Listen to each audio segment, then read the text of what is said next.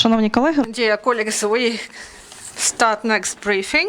Women, peace, security, will they provide a chance to resolve conflicts, creation of transnational youth network for the implementation of UN Security Council Resolution 1325. Our guest Olena, Zakharova, head of the Center for Civic Initiatives, Ideas for Changes. Miriam Müller, project manager, Women, Peace, Germany. Ketevan Vasadze, project participant, Women, Peace, Georgia, and Sopho Harazi, project participant, Women's Peace, Georgia, and one more participant will join us. She's Kateryna Gai. Good afternoon. I'm glad to greet you all at the final meeting of the project Women, Peace, Security. Whether they will become the part of the resolution of protracted conflicts. This is the trilateral project for Georgia, Ukraine, and Germany, and for the third time it is implemented with participation of Ukrainian side. In 2016, we, together with our colleagues from Germany, we've launched a project that was named Beyond Protocol, Women in International Policy in Ukraine and Germany, and from that time on, our German counterparts are Police 180. This is youth analytical think tank from Berlin. And it involves young people to discussions about domestic and foreign policy in the European region. My colleague Miriam Müller will tell you more about this organization. In 2019, we were joined by our colleagues from Georgia, from Association of Women, IDPs. This organization is called Consent, and we have opportunity to have this trilateral cooperation, Ukraine, Germany, and Georgia. I represent the Center of Public Initiatives, the Ideas for Change, and this is a Ukrainian partner. And from 2016, we carry out work to increase the role of women and the involvement of women to international politics, and also we work on the increase of opportunities for women to influence the resolution of conflicts, to participate or to represent the agenda in the course of international negotiations. Moreover, we are establishing dialogue between women from different groups who represent different sides of conflict, and we hold dialogue and we implement small joint projects together with them, and we are trying to find the ways to bring peace and to find the way how to resolve conflicts that would be good for all sides.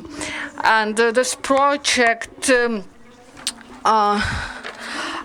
for Ukraine and Georgia joins young professionals, scientists, and experts from 3 countries. Our participants, they visit Ukraine and Georgia, and they jointly study the implementation and localization of the resolution of the Council of the Security Council of United Nations. This is the resolution 1325. So we involve different actors. We have state officials and the representatives of scientific sector, activists, and representatives who work at international organizations in the countries where there is a conflict. And during 4 days in Kiev, we had a meeting with Ukrainian top officials who are responsible for the development and implementation of the policy of gender equality in Ukraine, for implementation of resolution 1325 of the Security Council. And we met the representatives of international organizations and activists who work with IDPs. including with those who work with Ukrainian veterans in Veteran Hub. We try to meet with all actors who are a part or who may get involved in implementation of UN Resolution 1325, and we shared our opinion. We tried to find common grounds, what we have in Ukraine and in Georgia, and what Germany may provide for our countries to implement the resolution in Ukraine and Georgia.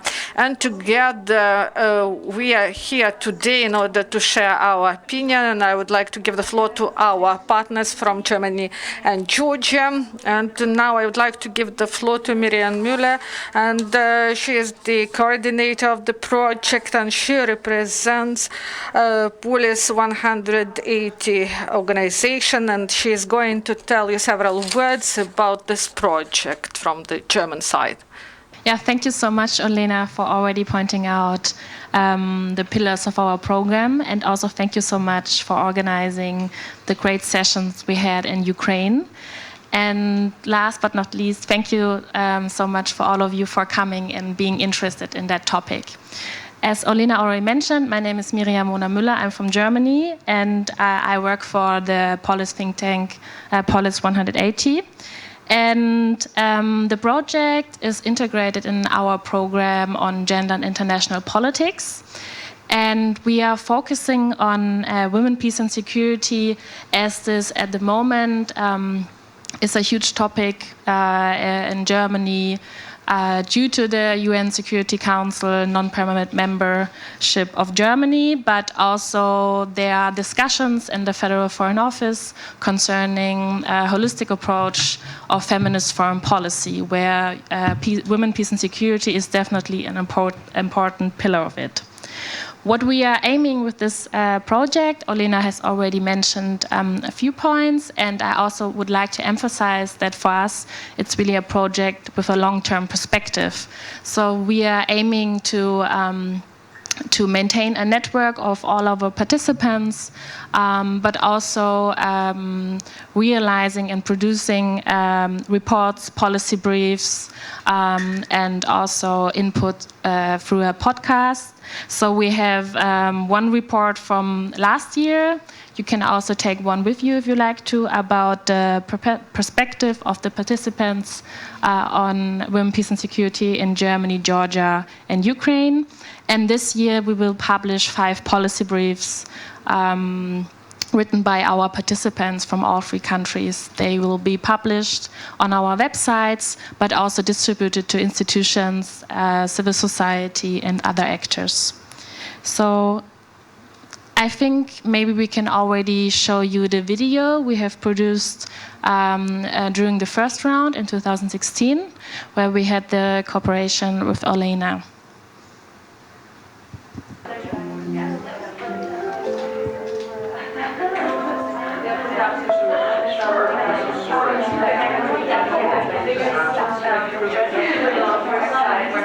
Oh, what is she whining about? Doesn't she have more serious problems? I mean, it's easy to say. If you don't have to pay 25% more for your products, and you also earn 21% more, that's great. Well, in Ukraine, there are about 800 registered women's organizations.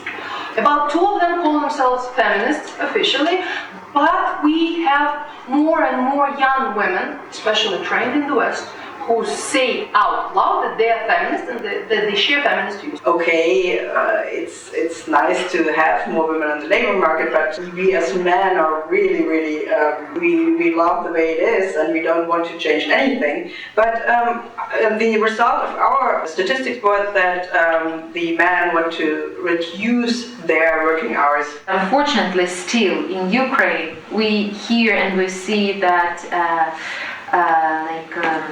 politics, it's not a woman's sphere. But I think that we started to change it. They had 31% female deputies in the parliament, and it was the only party who implemented a 30% gender quota in the parliament. women in 2016 should make enough money and be structurally secure to accomplish financial and economic independence. Our female sometimes and very often do not recognize the signs of discrimination. So we have to work more on ourselves to understand that we have discrimination. First of all, I would be interested in how far there are internal discussions in the ministry of how to change that and how far you experience this glass ceiling for women. It will finally say maternity leave, so that the tabloids can't take a picture of me and my colleagues and saying, look at those lazy members of parliament. Like men's engagement in such information campaigns makes a big difference. When men are talking to men on these kind of sensitive issues, it has much more impact and much more different kind of results than only women talking about this issue. The fact is, until today, the women are not really present in the most of the peace negotiations, for example, and also not in the decision about war or not war.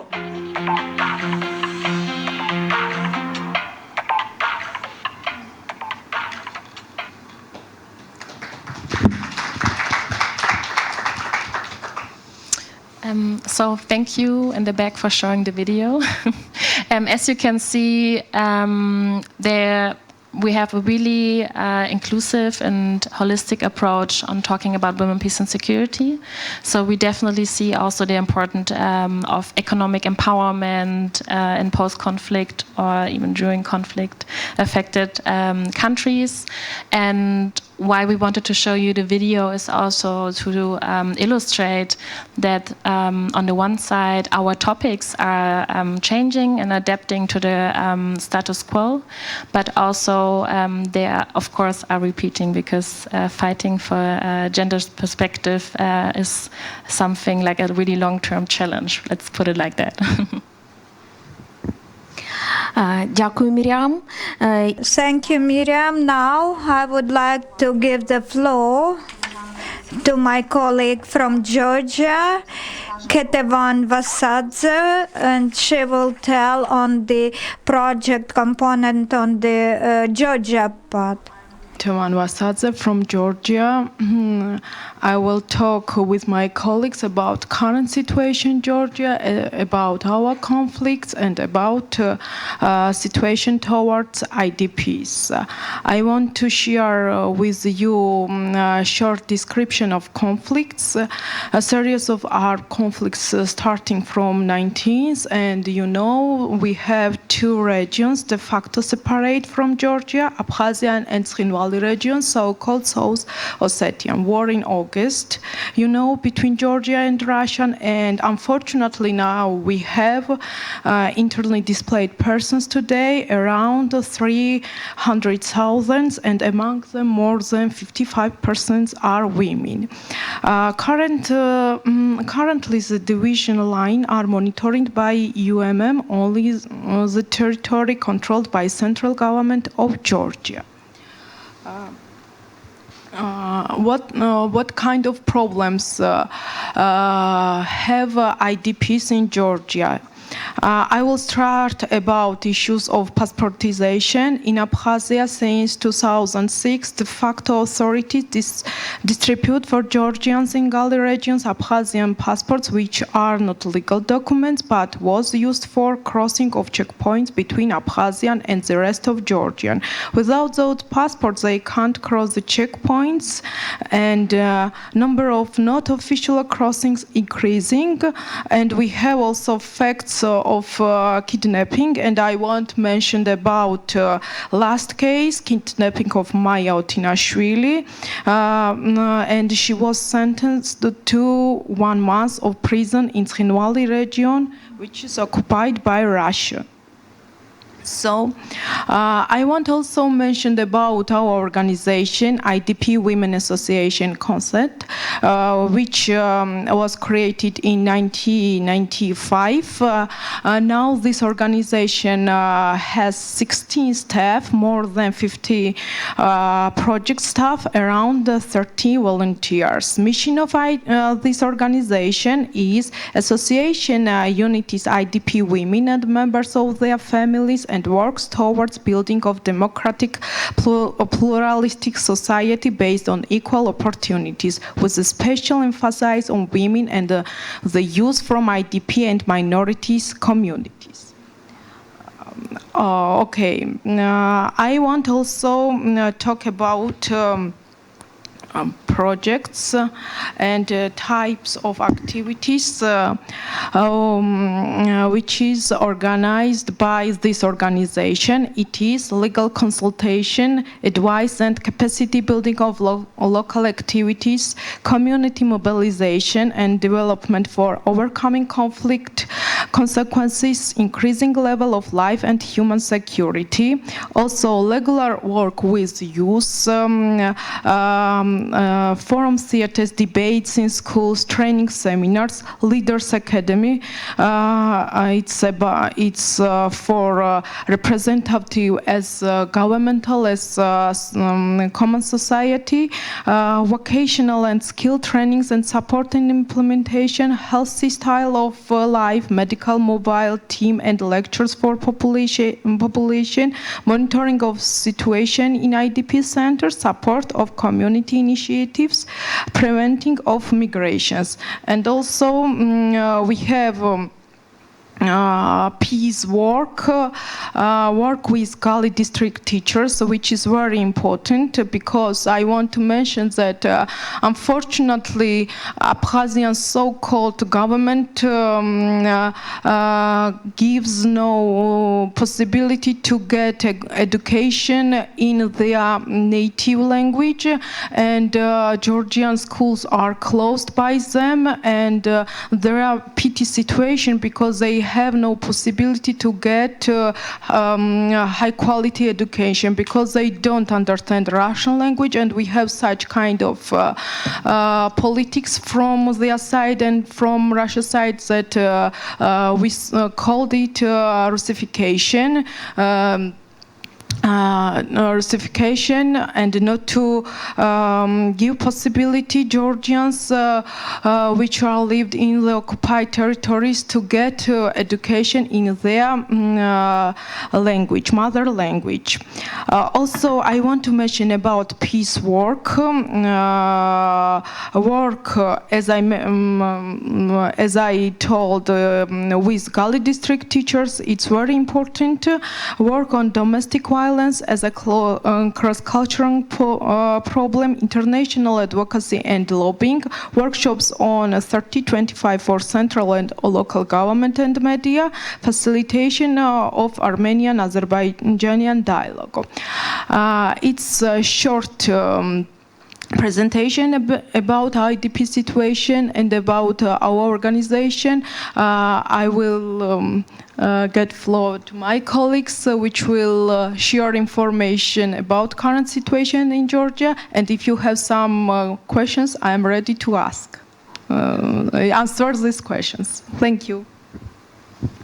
Thank you, first of all, for being here. I will very shortly talk about what is going on in Georgia right now. For all of you who don't know, right now it is the 8th day of protests in Georgia, and protest started because Sergei Gavrilov, who is the Russian Communist Party member and also the legislator, was taking part in the Interparliamentary Assembly on Orthodoxy, which is a body set up by the Greek parliament in 1993 to foster relationships between Christian Orthodox lawmakers. So Sergei Gavrilov is not only a communist member, but he also backs the independence of South Ossetia and Abkhazia. And opposition MPs in Georgia's parliament called for protest in response to his decision to deliver a speech from the speaker's seat in Georgia's parliament and also to deliver the speech in Russian. So this angered politicians and Georgian citizens who are against Moscow.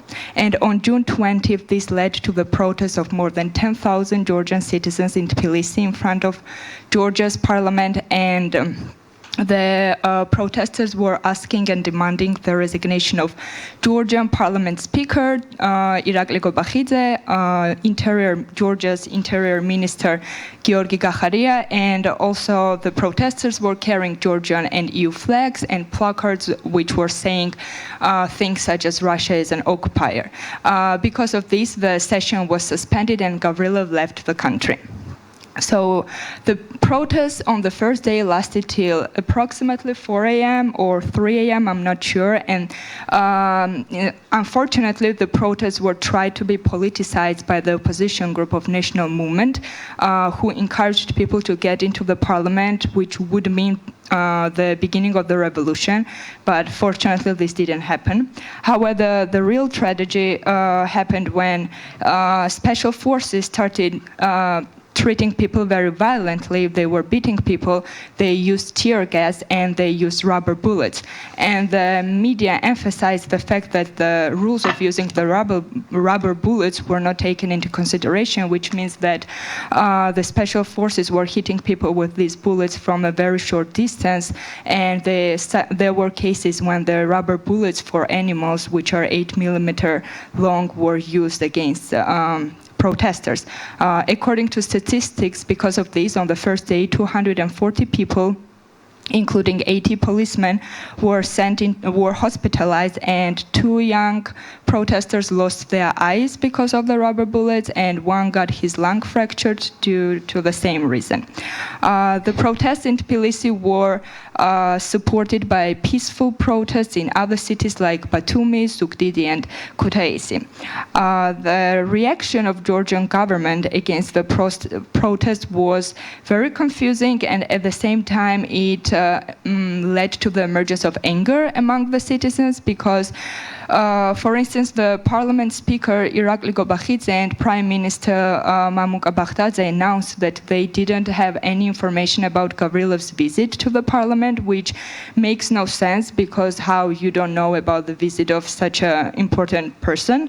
Whole Georgian government, including the president of Salome Zurabishvili and also the businessman Bidzina Ivanishvili, said that they share outrage of Georgian citizens, which also angered the people, because obviously the visit wouldn't take place without their knowledge.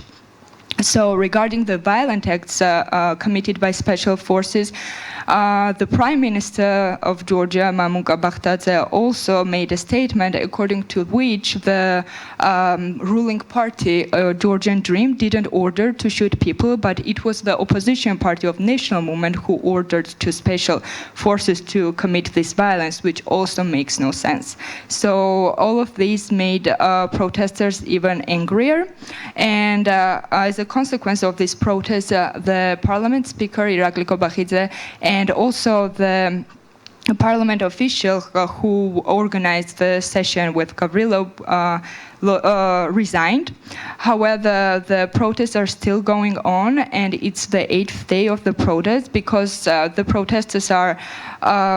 protesters nowadays are protesting in front of parliament with their eyes covered in the solidarity of people, in the solidarity of those who lost their eye during the first day. And the current demands include resignation of Minister of Internal Affairs Georgi Gakharia, and also the release of detained protesters, and the investigation rally dispersal processes.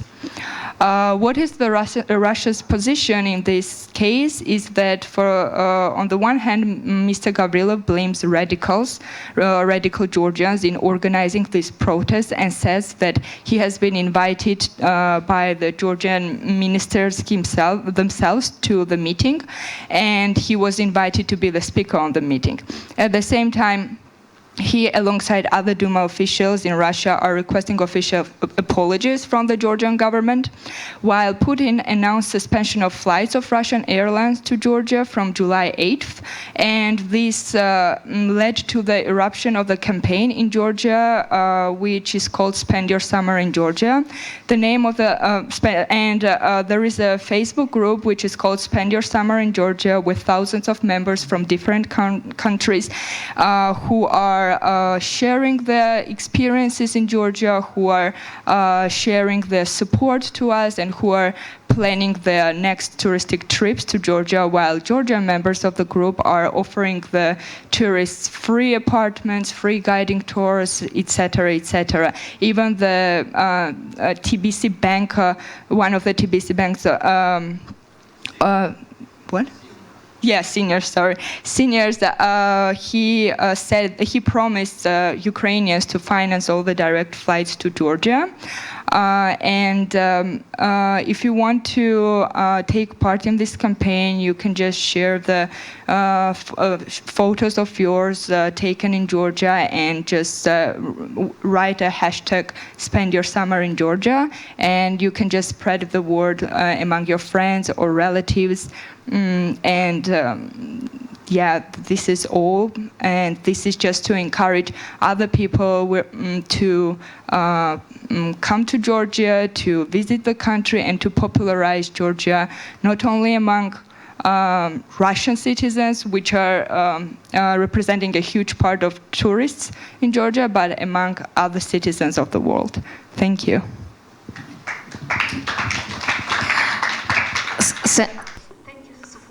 I'm sure that Ukrainians with a pleasure will spread such a hashtag and invite friends, relatives to visit Georgia, and we already have visited Georgia. And thank you for these insights on Georgian situation. Як ми бачимо, ситуація в наших країнах. As we see, the situation in our country remains tense.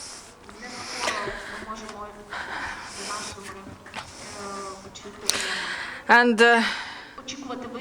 we cannot expect that this conflict will be resolved soon, because we see how the things develop, and we have tense situation here in Ukraine. That's why we believe that women, they have to be involved in this process more, and we plan to promote our ideas. And during 3 years of our activity, we involved into our network about 65 participants from 3 countries.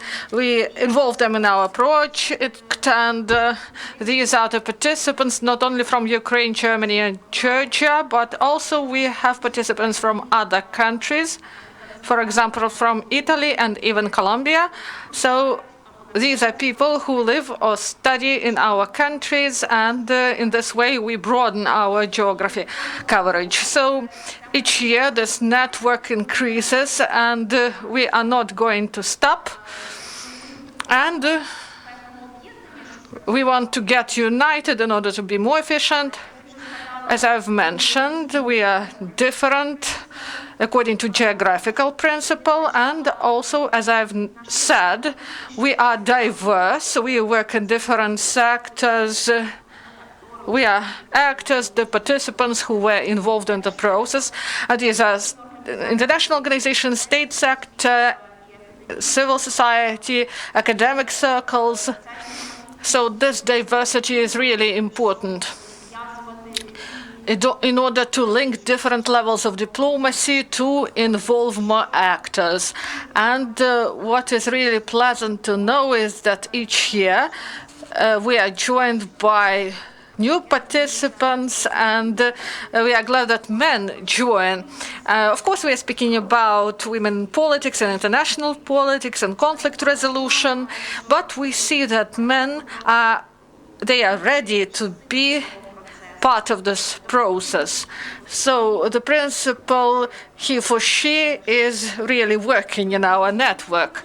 We understood that we may study different experience, and we may provide best practices concerning involvement of women and influence of women on international agenda, negotiations on conflicts, and best practices of involvement of women at a grassroots level to influence the conflicts in order to feel not like victims, but to feel themselves actors, those people who are able to change things. About experience of Georgia, it is really impressive. according to the National Plan of Implementation of Resolution 1325, before the Geneva negotiations concerning the conflict in Abkhazia and Southern Ossetia, representatives of governmental bodies, those who are involved in negotiations, they are obliged to hold consultations with women's organizations, with IDPs, and in this way they have the opportunity to get information from the grassroots level about what is going on, what problems people face, and how to work with this. And in this way, they may put on the table those issues that are really important for the people who live in the territory of conflict. And we should involve not only high politicians, but we should take into account the interest of simple people who each day face these problems. I believe that this is a good example. And we are glad that we may take this experience from the civil society of Georgia and to implement this resolution in the best way possible. Also, about the agenda of implementation in many countries, and we need to provide feedback to our colleagues. So we, women, people who live in the territory of the conflict, we want to say about our expectations, what support we need, and the experience we may share with our German counterparts. Maybe this will be relevant to use at the international level in other regions of conflict where Germany helps to resolve these important issues. I would like to state once again that in Ukraine we have many organizations and actors who are active in implementation and localization of UN Security Council Resolution 1325 and the implementation of the national plan. These actors and civil activists, they are fragmented and they have separate approaches to the resolution of conflicts, and often, let's say it openly, they have tense relations among themselves. And we need to understand that if we want to influence, if we want to have some impact to change the situation, it is better to get united and to use different methods, not just quarrel what method is best. So in this world, there is no some absolute approach. There should be a dialogue. And also, for example, this can be about those issues that are connected with the military women or those women who are IDPs and suffered from the conflict. So the approaches should differ to these people. So we should involve all the actors. And no one should be outside of this process. So everyone should contribute to promote the role of women, of their influence, and to transform them into the actors who influence the situation. That's why we create such a platform. And we believe that this will become a safe place to share opinion, best practices, and to unite our efforts in order that Resolution 1325 being a real instrument to promote women's role. This should be not just some document of UNO that only international organizations know about or the organizations know about. This resolution should be known to all. And I believe that we are strong in our unity. Thank you. I just wanted to pick up on the two things, keeping up the dialogue and the unity, because as we have experienced in civil society in Germany, those two things are pretty important to put our issues on the table. And when it comes to keeping up the dialogue, I really would like to stress out an approach based on intersectionality, which means that you take into account people with different layers of discrimination. And what I mean by that is taking into account civil society groups who are working and that are working on different issues, but in the end have like the similar and a common goal, which is gender equality. And we have experienced in Germany that intersectional approach as a really, really good tool. Of course, we are still working on it, but I think we're going into a good direction. And the other point of unity goes, of course, together with the first one I was referring to, but is also, especially now where there is a really strong anti-gender movement, and not just in Germany, Ukraine, and Georgia, also other countries, that we are together, that we show unity, and also use this unity for next year, where there will be on international level a huge window of opportunity, because there will be 20 years of 1325, but also Beijing plus 25. So there will be a lot of conferences, platforms where you can voice your concerns, but it has to be clear that we are all fighting for the same goal. Yeah. Дякую взагалі. Thank you for inviting me to this project and to all members that we show so interesting experience. And in my work, I took much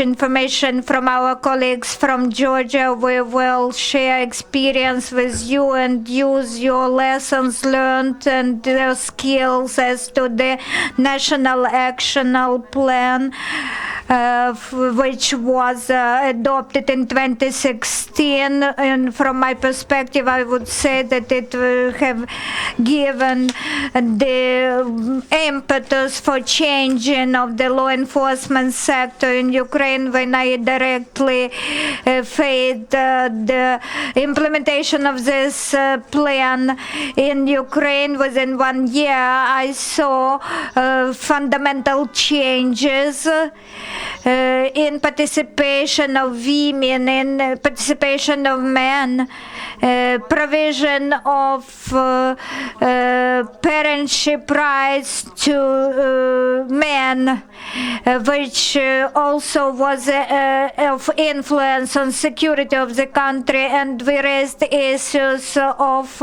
sexual violence and sexual harassment at job places, because defense and law enforcement, they are quite closed sectors, and such national action plans and sectoral ministries, regional plan, they put these issues on the agenda, which were now previously silenced. 1 year ago, we could not imagine that Kiev Pride would go without any beatings. And as to policemen, when they smile to you, when they greet you, and they are glad to see us, and they are glad to what we are talking about, tolerance in our society. Is this a positive result of National Action Plan on 1325? I think yes, this is the indicators. Not only people with special needs and from other communities and other orientations, other segments of society, they were previously separated. Now we are all joined in the issue of tolerance.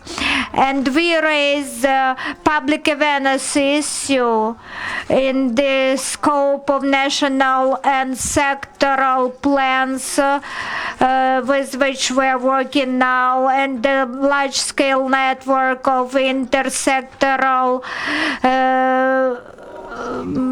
institutions is working in defense sector and under the aegis of the Vice Prime Minister Ivana Klimpoush-Synsadze, and we see that there is a need in this, and when in decentralization work with regional and national police, we see that the grassroots are meaningful, and we see that people submit such requests to us. We want to know, we do not have imperatives, and people understand that without such a plan we cannot achieve successes in building, in peacekeeping and in peace building, and peacekeeping is a key assignment of any person working in the context of women,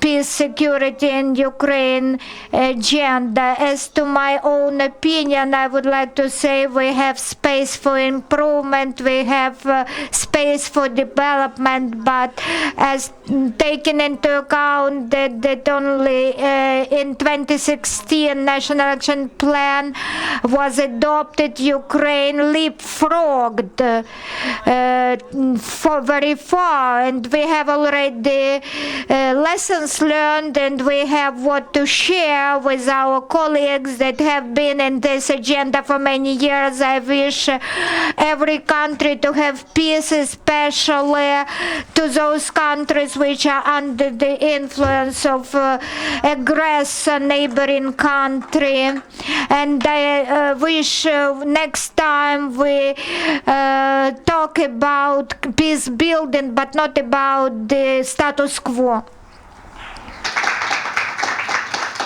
Thank you, Kateryna. Much has been done, and we have the task, what we can do, what are our next steps. We have already made our presentations, and now we invite you to ask questions. We will be glad to answer. Good afternoon, dear participants. Then you can also be part of the video. Sure. Okay. I would like to make a small remark as a member participant. I'd like to say that everyone comes with his own background or her own background, and the women's issue is not only the women's and the NGOs issue, and not only of those organizations which are engaged in equality activities. Participation of women in government is an indicator, because via these practices we can also address directly skills building, capacity building in our governmental institutions and other governmental bodies. We are talking about education and public awareness among civil servants. We have complicated situation because there are two institutions in this market which do not have enough resources, enough finances for short-term trainings which are needed at the marketplace. That is why we should understand that women participation is also the issue of other national plans, such as National Plan on Liberalization of Training Market, which is in the process of implementation till 2020, and it is important to understand that the implementation of new training resources, new organizations capable to conduct such trainings, they should get the opportunity to conduct these trainings. How to empower them? We should mainstream gender at jobs for everyone. Thank you.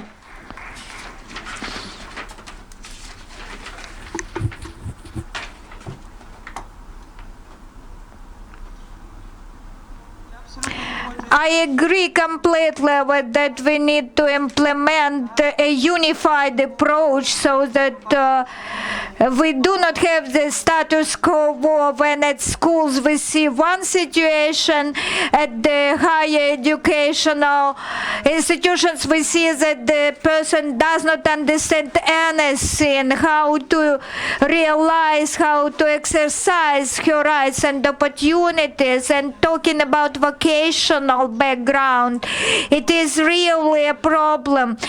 Talking about civil service, there are monopoly on the market. Those people who are engaged in education programs, they have been trained 1 or 2 days and they think they're already professionals. So how we select trainers? The training for trainer is a key issue.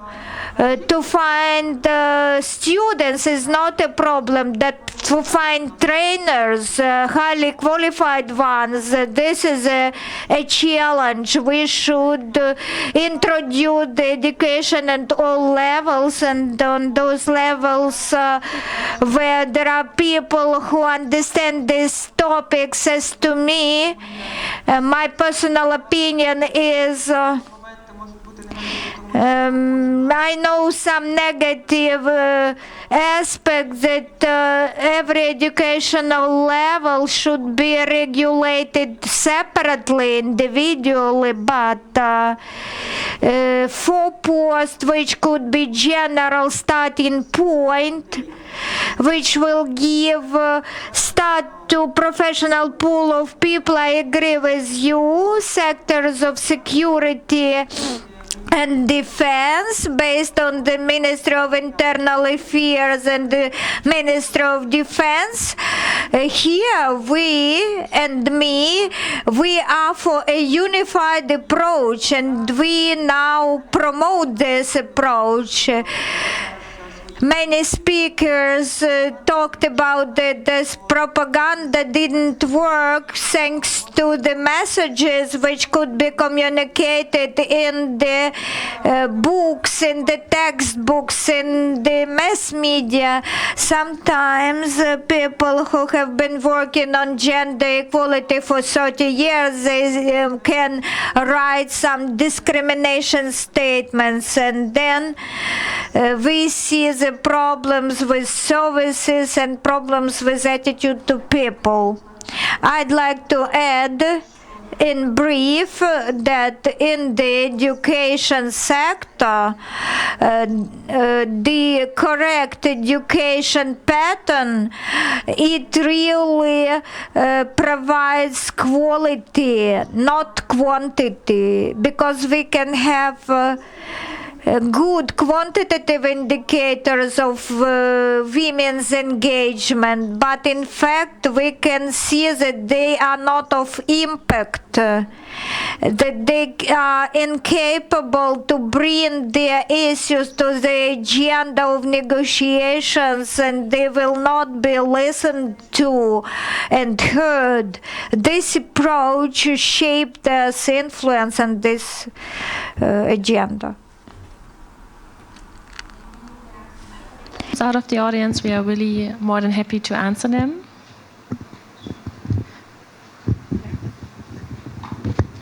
Thank you. Broader approach to feminist foreign policy, because when we talk about women, peace and security agenda, we still talk a lot in binary gender roles, so about women and men and boys and girls. And I would like to know what kind of possibilities you see in Ukraine and in Georgia, and for the women, peace and security agenda in general, to open up to more non-binary gender and a feminist foreign policy in general. Thank you.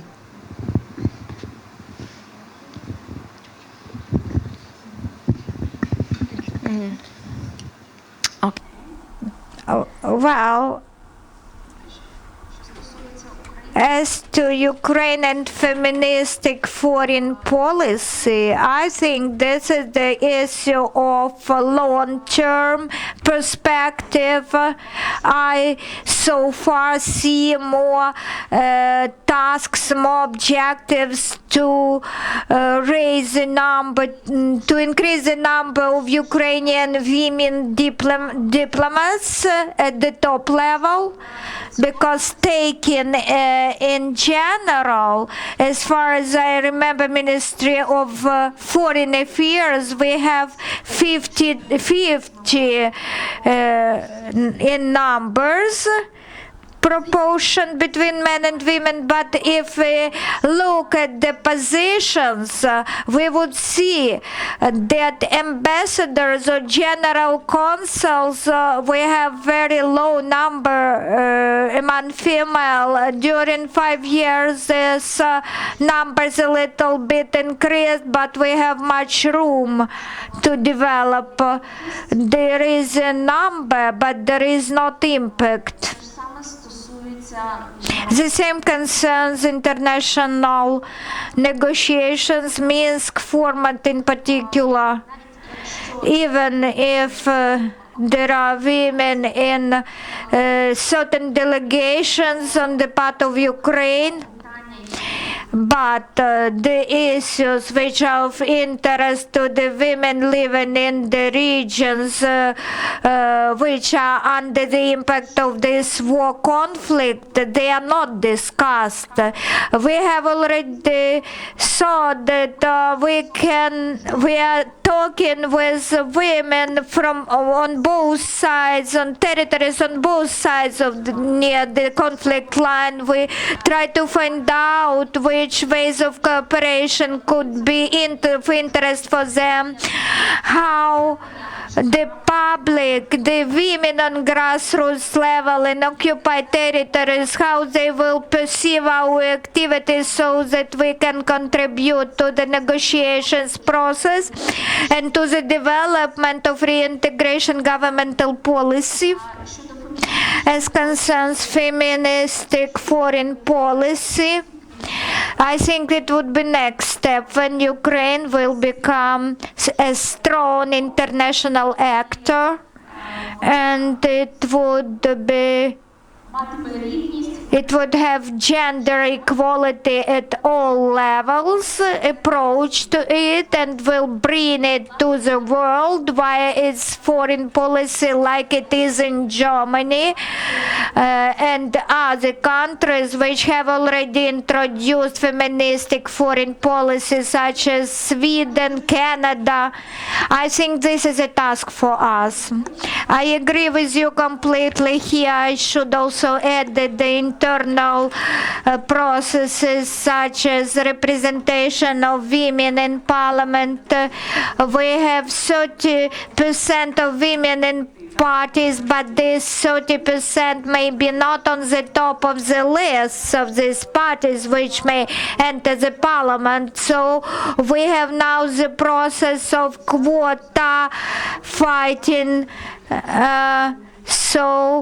that women are represented in Ukrainian parliament. In our case, it will demonstrate that our foreign feminist policy also will be in place if we at every level have women at every representative level of officials. So we are building this process now, but looking in the context that we have more women in parliament from 7 to 12, the numbers changed. I think that the Council of Europe and the other in other delegations of Ukraine we have women. This is already a step towards our feministic foreign policy. Comment on the two things, non-binary, binary terms in the women, peace and security agenda, and also on the feminist foreign policy. So the bad news is that we know when it comes to decision making in the UN Security Council, it takes a lot of time and it's pretty slow. So first women were just portrayed as victims, and then there were coming more and more references in the resolutions that women can also be actors. Then the next step was including also references to men and boys. And I think that's now the status quo, which is still not really sufficient and still sticks to binary definitions of gender. The good news is, although the UN Security Council is pretty slow, we can see definitely on the local level and also on the grassroots movements that they are already tackling these issues and also working on positive so-called positive masculinity, also working with women's rights, but also then transferring it to say, okay, it's not just about women's rights, we also have to look what are the rights of trans women. So there is definitely a shift going on since several years, but I wouldn't say really on the level when it comes to the UN Security Council. And the other thing concerning feminist foreign policy, I guess we are all pretty happy that Sweden is really pushing it and also has a handbook published, so no one can say, okay, we don't know how to do it, what is it about? Please just read the handbook, so you have like an example there. Of course, you have to adapt it on your national government, but it's still there's some guidance. When it comes to, like, in terms of feminist foreign policy in Germany, I mean, it took a pretty long time to put the issue of women, peace and security in general on the table. There are feminist activists fighting for it since several years, 7 decades, I would even say.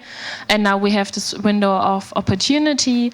But still, when it comes to governmental level, I guess women, peace and security is more seen as an issue maybe for development aid, or then seen for gender mainstreaming in general, and not looking at it at a holistic approach.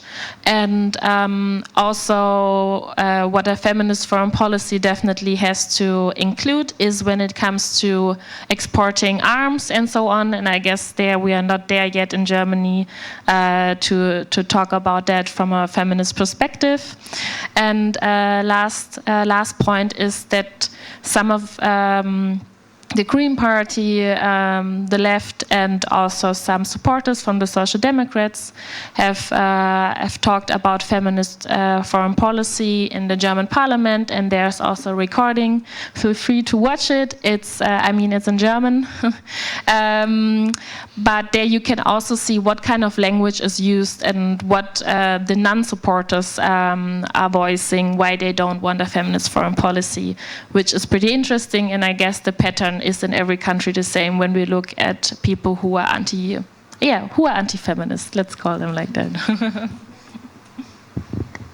Okay. Тоді дякую вам. Thank you. And if there are no other questions, then I would like to invite you to our next meetings and continue your participation in our joint networks. Thank you.